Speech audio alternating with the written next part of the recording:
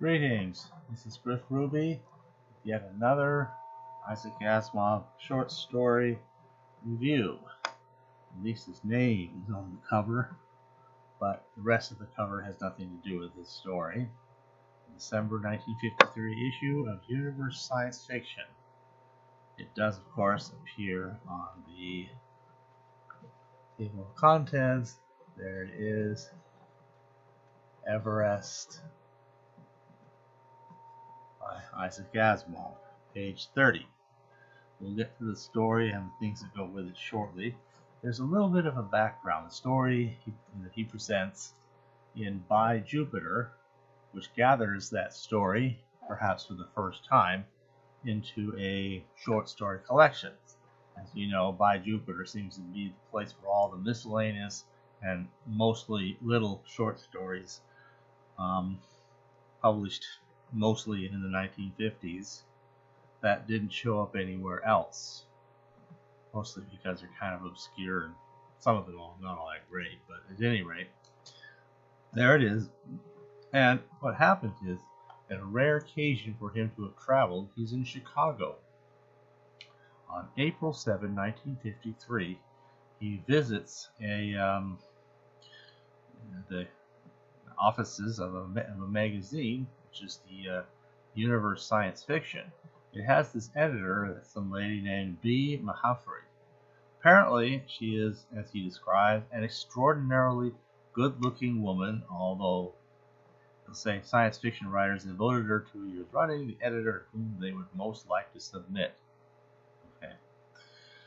So, there she is, and he says, "Oh, did you have a story for me?" Well, I don't know, but anyway, she brings him a typewriter, and he just comes up with a story. His inspiration is fairly straightforward. It made sense. Climbing Mount Everest had been this thing that had been in the news, and it just kind of seemed like kind of neat to make up a story as to why that wouldn't be possible. So he writes the story on the spot, hands it over to her. It is sold and paid for that day. Well, then comes the story, and we'll get to that very shortly. And then, of course, there's the problem. That was April of 1953. So it happens on May 29 of 1953, Edmund Hillary and Tenzing Norgay stood upon Everest's highest point and saw neither martians nor abominable snowmen or anything else. So, by the time the story sees print in the December 1953 issue, it's already not true anymore. So this is kind of one of those cases where you try to predict the future, and oftentimes your predictions are overcome by events. And that's exactly what happened here. At any rate, the story was there, and it's a decent story, not terribly exciting. We have just one piece of artwork associated with it. You see Everest with a great big X because that's X'd off. You can't get there. Here's this guy wearing some sort of a helmet and mask and tube to provide oxygen because you need an oxygen supply to get that high. And then there's these other mountain ranges with all these strange little black dots, which I guess are strange running beings that are up there. There's a little blurb. Pretty straightforward, illustrated by John Grossman. Made that drawing. Okay. Alright. Perhaps you've read how Everest has now been climbed? Well, that was the thing. It had since been climbed since the source. But have you heard of planetary survey? Here's the real truth about it. Everest has been climbed twice. Well, I guess this is kind of set maybe in 1952 or 3, and what happened is that, by the way, as far as I could tell, there doesn't appear to be any textual differences between the story as it appears in the magazine and the story as it gets reprinted in By Jupiter. As far as I can tell, they seem to be identical. So, anyway, it's an interesting scenario. They have these photographs of strange beings up there seeming to walk around or even run around through the ice. footprints up there, and they come up with another idea. Forget this gentleman's approach of trying to climb the mountain the old-fashioned way and set up these camps on the way up and all these different things that mountaineers do, climbing the mountain.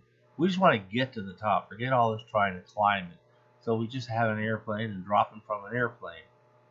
And hopefully his parachute can land with such perfect aim that he's just right there on the highest peak without being on some nearly vertical face that could go down for thousands and thousands of feet and he just tumbles down. And oh, by the way, also some supplies, oxygen, maybe food, etc. Because he may have to be there some while. We're not sure how long. And then there's a big blizzard, and the plane that flew him up there has to go land somewhere else. And it's a couple of weeks before they can come back. And they did not give him a couple of weeks worth of supplies.